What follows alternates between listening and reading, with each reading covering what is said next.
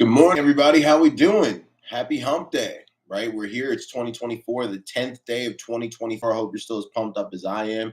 You should be because the market has been giving us a lot of great opportunity. You can't really ask for more out of this week. I'm excited to continue it. Again, we got a new day, a new slate. We can see what's going on. We've had some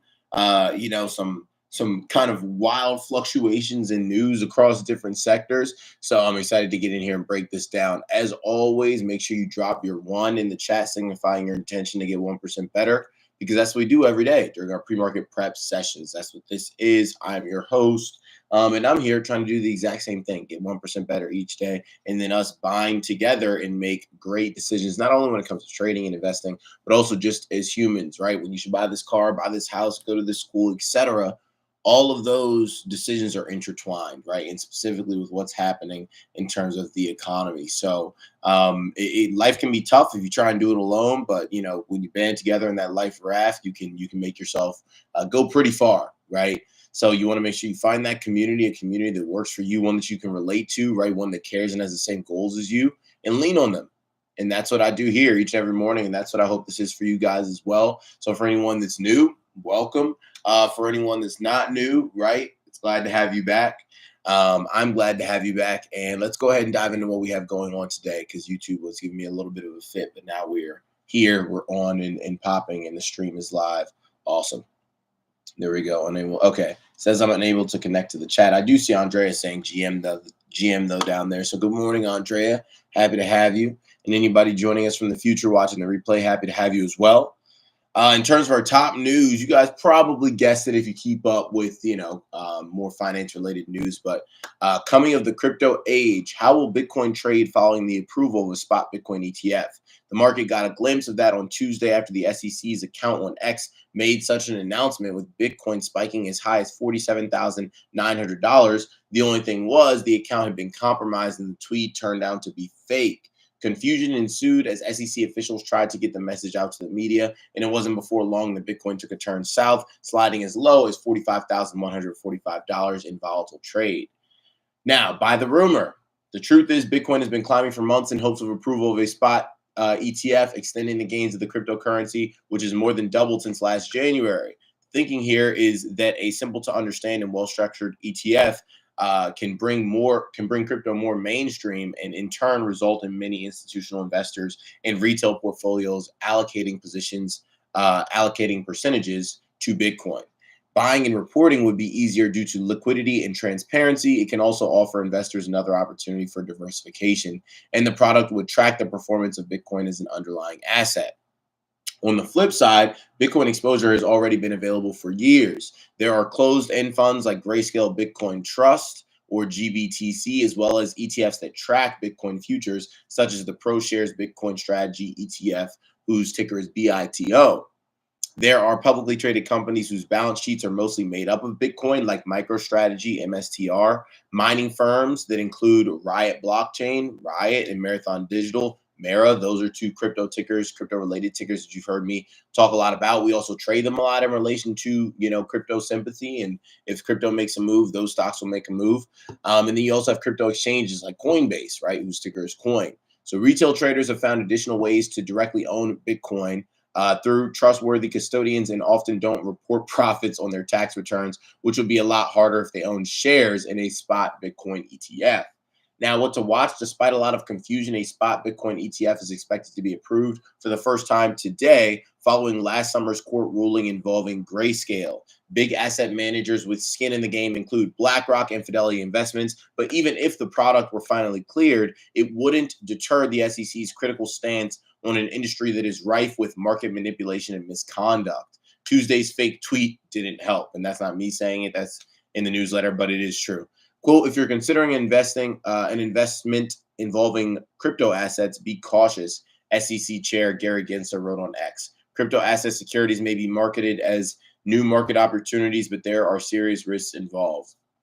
I mean, there's serious risks involved with everything, man. Like, at the end of the day, I feel like crypto has proved itself, and it's not every coin, right? It's not like every coin out there just because it's a crypto, it's valuable. But, the big ones, right? Bitcoin, I feel like ETH, right? Ethereum, A lot of people talk about Cardano, a lot of people talk about XRP, right? I feel like there are a few that are valid, and then the rest is kind of like recognize that anybody can make a coin, right? And just because it's available or it makes money doesn't necessarily make it a good investment, i.e., like Dogecoin or something like that. And Dogecoin you can trade, right? We've traded Dogecoin before and doubled our money, with when we have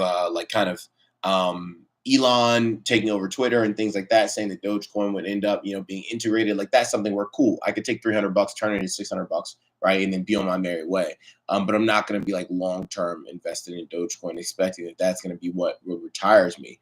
If it does, awesome, right? But just make sure that whatever you're involved in, you understand what it is, what it does, why you're involved in it, not just because it's popular. Don't be lazy, right? Lazy people can get lucky, but they don't get lucky often enough to remain wealthy, right? And that's what I think is important. Nobody who got wealthy did so by accident and then remained wealthy. A lot of people that got wealthy by accident did not remain wealthy.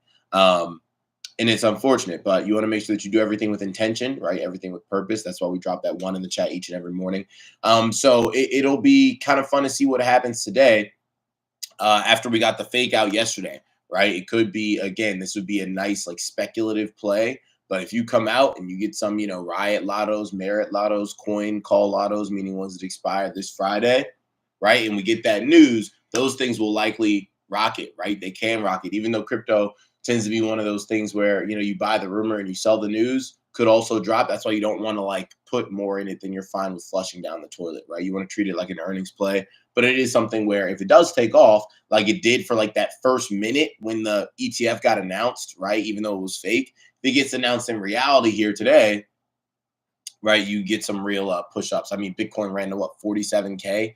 Like, so I feel like they kind of showed you what would happen, unless this is all just some brilliant, elaborate scheme, in order to get everyone in. And then they rug pull, which would be truly devious.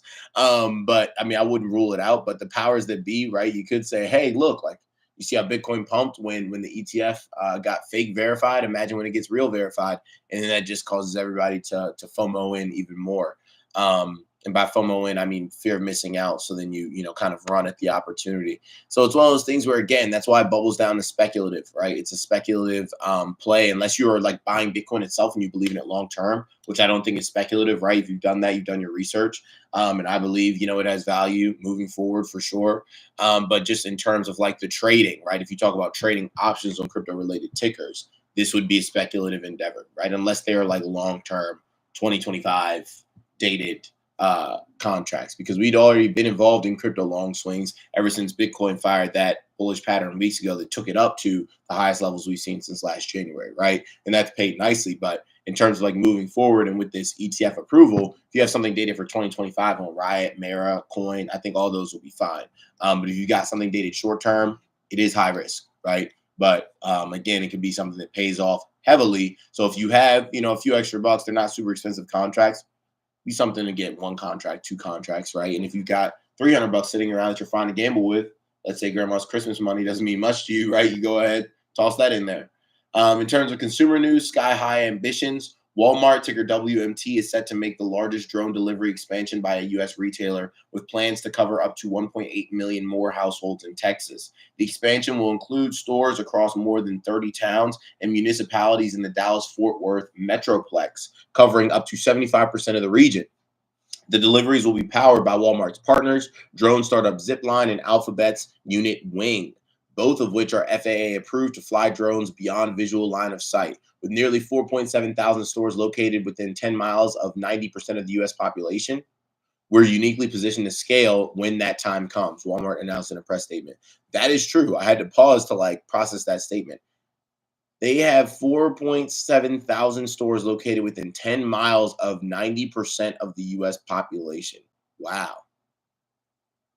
Wow. I'd like to see what that looks like for Amazon, that statistic specifically. How many fulfillment centers or just general centers, and whether it's a Whole Foods or something like that, does Amazon have within, the what percentage of the US population? Because that could really position Walmart to be a big game changer and to really be more of a mover in that logistics space. Also, don't forget that Google was listed there, right? Like that's pretty significant also. That means Google, is still in the ring, right? Google, something that's paid us quite handsomely over the course of the past few days, with Google breaking that downtrend on the daily and pushing up.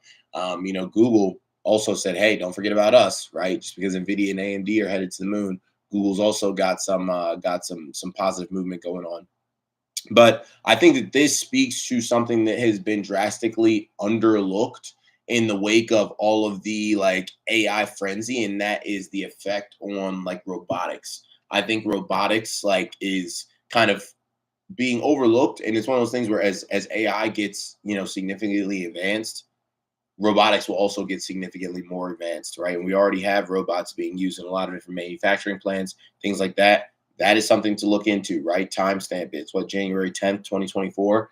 These robotics companies can also see, big run ups or big runs up here on the back of AI, because AI develops, right? They could even optimize the robotic setup within warehouses. They say, hey, actually, these robots placed here would over the next 10 years save you this many millions or billions of dollars, right? AI can sort of work to optimize the workflow by including more robots and also make the robots smarter and better at what they do. So I think it's like a twofold, you could probably look for even more ways that it's exponentially better for these companies. But I think robotics is something that's kind of being a little bit overlooked because semiconductors is obvious, right? And then obviously the companies invested in AI are obvious. But these robotics companies are other ones too that they can definitely see some push here based off the AI frenzy. Now, in terms of legislation here, type of worker, the Department of Labor has issued a final rule that will force companies to reclassify some workers as employees instead of independent contractors. The rule, effective from March, will likely increase costs for industries that rely on contract labor, including healthcare, restaurants, and transportation. However, Uber Technologies, ticker UBER, responded to the classification rule, saying it wouldn't materially change the law under which it operates or impact the over 1 million Americans who turned to Uber to earn money flexibly. Note that the independent contractors don't receive federal labor protections like minimum wage and unemployment benefits. This has been an ongoing issue with Uber, right, and all the other rideshare and delivery tickers, right, is how these workers are classified. Um, and it costs a lot of money for them, right? For Uber, for all this is why they've fought against it so much. So not necessarily good news if they have to start like giving benefits and whatnot to workers. They also have to give federal protections to them. So yeah, it's a lot. It's an ongoing battle. Yeah, force companies to reclassify some workers as employees instead of independent contractors. So that's negative news for Uber. I do believe that Uber was pushing yesterday. Yeah, Uber was pushing yesterday. So maybe, yeah, maybe that ends up. I don't know if that happened after hours, but maybe that ends up tanking Uber here today. Let's check out Uber. Let's see what's up because we haven't checked them out in a bit. Looks like came up, hit weekly resistance, put in a few shooting stars on the weekly, and then dropped last week, and then have started to push again this week. Let's check on the monthly. Yeah, we're in this 64 area that Uber has struggled with on the monthly in the past. We did kind of push above and finally get a close up above this 60 area, but the 64 area has been tough. And thus far on the monthly, we've got a hammer candle, which is the top of the uptrend, can represent a weak reversal candle. Could end up being a stronger reversal candle by the end of the month, considering we're only 10 days in. So something to keep an eye on with Uber, but I'm also like not super intrigued. I can't lie. Uber could put in a small double top on the hourly if we end up losing, what is that? 60.09 on the hourly. If we fall beneath that, close beneath that, Uber can fire down with a small double top. It's not going to be like anything world breaking, but that could be a nice indication that this news is something that is mattering currently. So let's see here.